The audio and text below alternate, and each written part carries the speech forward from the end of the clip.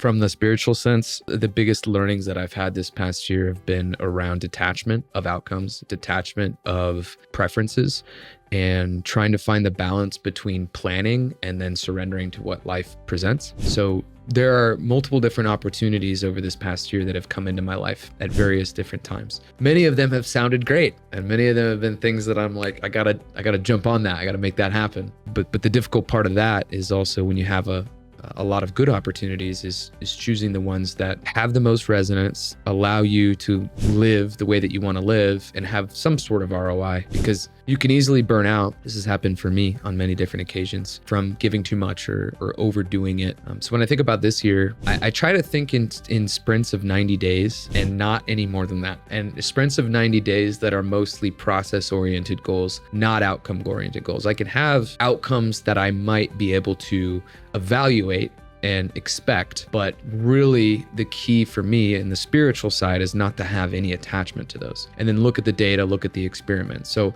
create a 90-day experiment, say that I think by doing this process daily, weekly, monthly, I can get to this type of outcome goal, but I'm completely detached in the sense that spiritually, if I get to the end of those 90 days, I'm not going to beat myself up if my business isn't at this revenue level. I'm not going to beat myself up if I'm not a certain body composition. You know, obviously you can reevaluate. And what I like to do is look at that process at the end of the 90 days and say, does this process need more effort, less effort? Does it need a completely different type of effort? And then from there, I can kind of determine what I want to do.